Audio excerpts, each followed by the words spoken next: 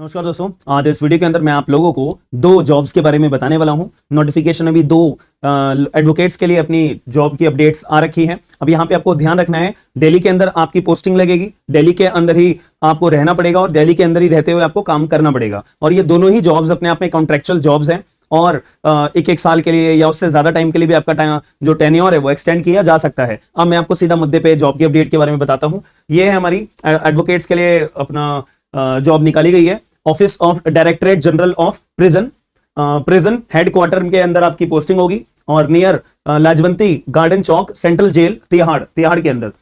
तो यहाँ पे हम मुद्दे की बात कर लेते हैं। एडवोकेट्स को यहाँ पे अपना लॉ ऑफिसर के तौर पे जॉब दी जाएगी। यहाँ पे मिनिमम पे स्केल आपका कितना होगा, 35,400 रुपए हर महीने प्लस डियरनेस अलाउंस के तौर पे भी आपको पैसे मिले जाएंगे। लॉ ऑफिसर है, कॉन्ट्रेक्चुअल है, ठीक है जी। कॉन्ट्रेक्चुअल पोस्ट आपके लिए रहेगी। एज लिमिट आपकी 45 साल से ऊपर नहीं होनी चाहिए और मुद्दे की बात आपके पास लॉ की डिग्री होनी चाहिए, ठीक है जी। प्लस आपके पास 4 सालों का लीगल वर्क का अपना एक्सपीरियंस होना चाहिए कि 4 सालों तक आपने कोई भी कानूनी काम अपना करा हुआ हो। अब यहाँ पे ये कोई रिक्वायरमेंट नहीं है कि इतनी ऑर्डर शीट होनी चाहिए, आपके वकालतनामा होने चाहिए, ऐसा कुछ भी नहीं मांगा है कि यहाँ पे आपका 4 साल का एक्सपीरियंस। अब एक्सपीरियंस मेरा कैलकुलेट कैसे होता है, याद रखना। अगर मैं दिल्ली का रहने वाला हूं या कोई भी स्टेट का रहने वाला हूं तो मैंने बार काउंसिल ऑफ दिल्ली के अंदर जिस दिन मैंने अपना एनरोलमेंट करवाया है, जिस डेट को मैंने एनरोलमेंट करवाया है, उस डेट से आपके जो है एक्सपीरियंस कैलकुलेट किया जाता है, याद रखिएगा।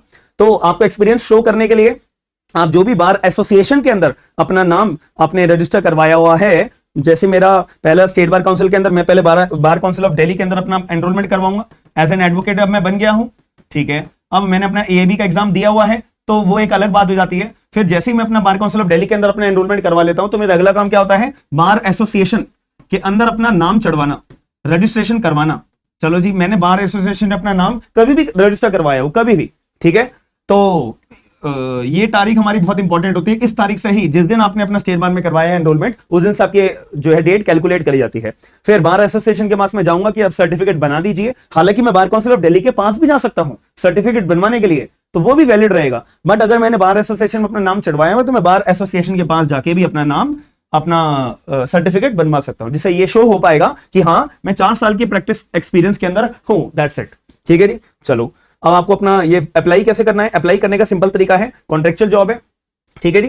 तो इसके अंदर आपको एक बात का ध्यान रखना है कि एक फॉर्मेट दिया हुआ है, वो फॉर्मेट का प्रिंट निकाल के, ठीक है, आपको अपनी सारी डिटेल्स फिल आउट करनी है और आपके अपनी 10th की, 12th की एंड ग्रेजुएशन की मार्कशीट प्लस डिग्री, एलएलबी की marksheet plus degree self attest करके, फोटोकॉपीज निकालने के बाद, सेल्फ अटेस्ट करने के बाद स्टेपल करके एनवेलप के अंदर रख के तो आपको इनके पास अपना भेज देनी है। अब इसका जो है ना आपका इवैल्यूएशन भी होगा कि फिर उसके बाद आपका इंटरव्यू होगा।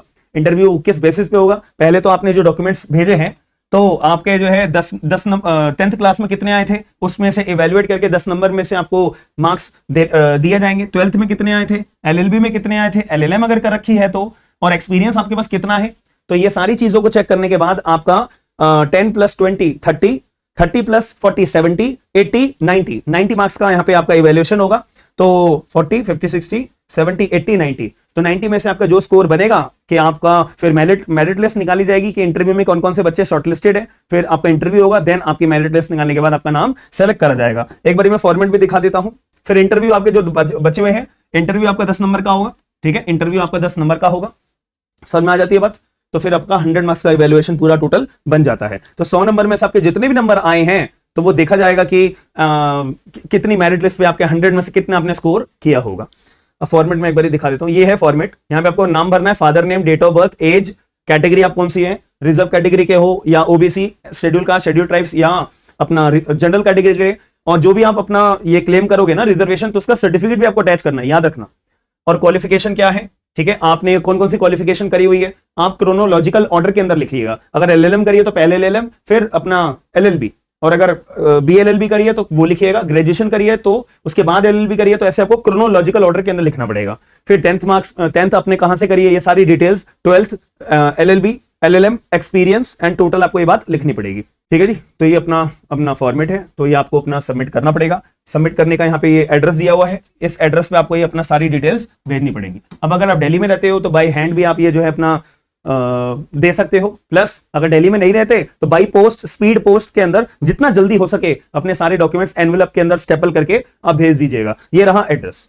ये तो एक जॉब थी। एक दूसरे डिपार्टमेंट के अंदर और जॉब आ रखी है, सारी सरकारी विभाग के हमारे ये डिपार्टमेंट से।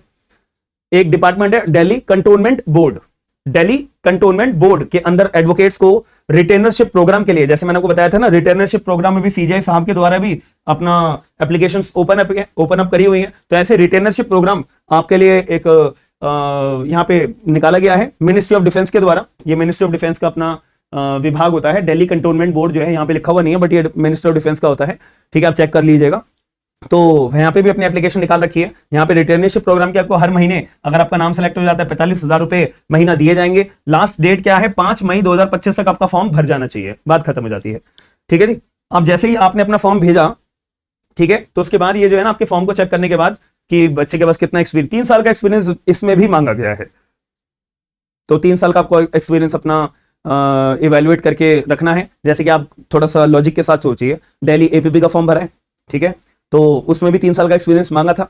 तो हमने बार एसोसिएशन से वहां से सर्टिफिकेट बनवाया होगा, तो वो सर्टिफिकेट का इस्तेमाल आप यहाँ पे भी कर सकते हो, काम खत्म। वो सर्टिफिकेट का इस्तेमाल आप यहाँ पे उसकी फोटोकॉपी करा के सेल्फ अटेस्ट करके आप यहाँ पे भी कर सकते हो, क्योंकि वो जो बार एसोसिएशन का सर्टिफिकेट है वो तो आप कोई भी जॉब के लिए अप्लाई करो, डजंट मैटर। ठीक है, तो इसमें भी 3 साल का एक्सपीरियंस मांगा गया है। तो आपको क्या क्या डॉक्यूमेंट्स चाहिए होंगे, आपको एक तो एप्लीकेशन फॉर्म अभी मैं दिखाऊंगा, नीचे इसके अंदर अटैच करा हुआ है, उसका प्रिंट निकाल के पूरा एप्लीकेशन फॉर्म भरना है, फोटो चिपकानी है। उसके बाद ओरिजिनल आपको एज प्रूफ अपना शो करना है। जैसे 10th क्लास के अंदर हमारा एज प्रूफ के लिए वैलिड डॉक्यूमेंट होता है प्रूव करने के लिए। एजुकेशन क्वालिफिकेशन में जितने डॉक्यूमेंट्स हैं सारे के सारे 10th क्लास से लेके आपकी LLM तक या PhD तक जो जो आपने अपनी पढ़ाई लिखाई कर रखी है, एक्सपीरियंस के लिए। और दिल्ली बार काउंसिल के अंदर आपका एनरोलमेंट है, तो उसके बाद में आपको उनके सारे दस्तावेज पेश करने पड़ेंगे। ठीक है, उसकी फोटोकॉपी, सेल्फ अटेस्ट, ओरिजिनल भी साथ लेके जाने होंगे जिस टाइम आपका इंटरव्यू होगा।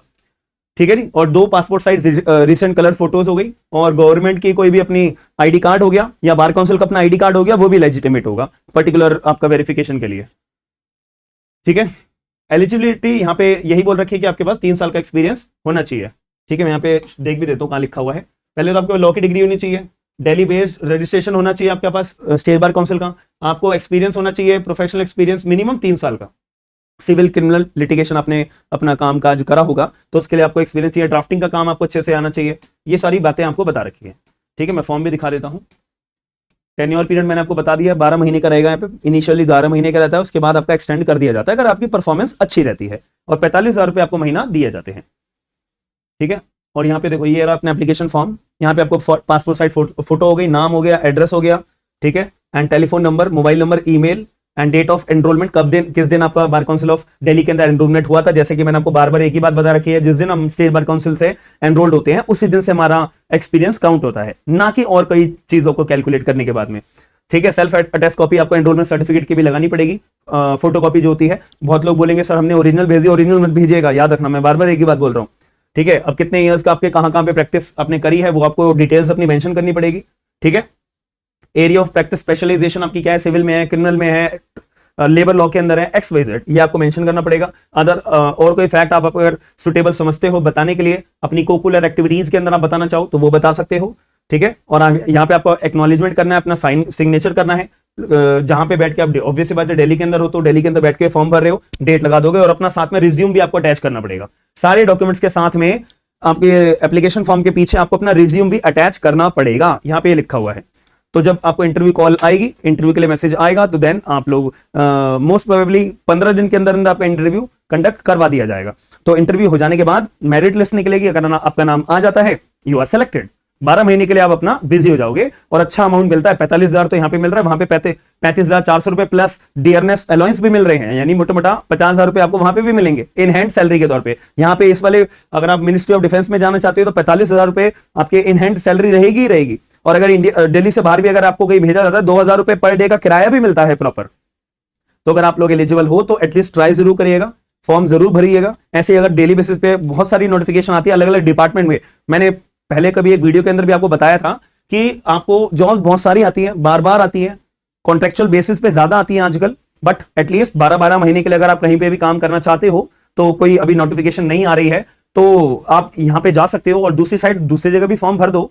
ठीक है, और अपना यहाँ भी जहां पे आप सिलेक्टेड हो वहां भी आप काम कर सकते हो। तो अगर आपका वहां पे एग्जाम निकल जाता है देन बहुत बढ़िया है, आप 1 महीने का नोटिस पीरियड देके वहां यहाँ पे छोड़ के वहां अपनी परमानेंट जॉब के लिए सिलेक्ट हो सकते हो, खाली नहीं बैठना पड़ेगा। तो ये बहुत फायदेमंद वाली चीजें हैं, तो थोड़ा सा चीजों पे ध्यान दीजिए और अप्लाई करिएगा। और आप लोग अगर इंटरेस्टेड हो या कोई भी क्वेरी रहेगी तो कमेंट बॉक्स के अंदर जरूर बताएगा, और ऐसी वीडियोस भी देखना चाहते हो अप्लाई करने के लिए, अलग अलग स्टेट की भी, अलग अलग स्टेट में तो और बहुत सारी आती हैं, दिल्ली के अंदर थोड़ी कम आती है। ये तो 2 वैकेंसीज अभी हैं, अभी 4 वैकेंसीज और आई थी पहले, ठीक है। तो दिल्ली के अंदर थोड़ी कम आती है, लेकिन और स्टेट्स के डिपार्टमेंट्स के अंदर बहुत सारे डिपार्टमेंट है। दिल्ली के अंदर थोड़ी कम इसलिए आती है क्योंकि जो जुरिडिक्शन एरिया है ना वो थोड़ा कम है, इसी वजह से। बट बाकी स्टेट में और भी बहुत सारी आती हैं। तो एक बार अपना स्टेट का नाम भी मुझे बता दीजिएगा, ताकि मैं थोड़ा सा रिसर्च वर्क करके जो अभी करंटली जॉब्स की अवेलेबिलिटी रहेगी मैं आपको बताता रहूंगा। तो आप लोग वीडियो कैसी लगी है तो लाइक जरूर करिएगा, शेयर जरूर करिएगा और सब्सक्राइब करके जरूर बताएगा। और आप में से अगर कोई जुडिशरी की तैयारी करना चाहता है तो हमारा एप्लीकेशन है स्मार्ट एंड लीगल गाइडेंस, ये आपको पोस्टर दिखाई दे रहा होगा। 5 मई 2025 डेली बेसिस पे शाम को 6 बजे से हमारा नया बैच शुरू हो रहा है। आपको पोस्टर दिखाई दे रहा होगा, इंडियन कॉन्ट्रैक्ट एक्ट मैं आपको शुरू करने वाला हूं। तो आप में से कोई भी अभी एनरोल्ड नहीं हुआ है तो एप्लीकेशन डाउनलोड करके 45% का डिस्काउंट आपको मिल जाएगा। तो आप लोग ज्वाइन होना चाहते हो तो एप्लीकेशन पे मैसेज एक बार जरूर कर दीजिएगा। जो बेस्ट टू बेस्ट रहेगा मैं आपको बैकएंड के द्वारा आपको कूपन कोड इशू हो जाएगा। तो एप्लीकेशन डाउनलोड कर लीजिएगा। Smart and legal guidance Android users के लिए भी है, आईफोन यूजर्स के लिए भी है, लैपटॉप यूजर्स के लिए भी है, हर जगह अवेलेबल है। तो आप लोग अगर पसंद करते हो बैच को ज्वाइन करना तो आप लोग एक बारी डिस्क्रिप्शन बॉक्स के अंदर लिंक दिए हुए हैं, उसको ज्वाइन जरूर करेगा। हम मिलते हैं नेक्स्ट वीडियो के लिए। थैंक यू, धन्यवाद।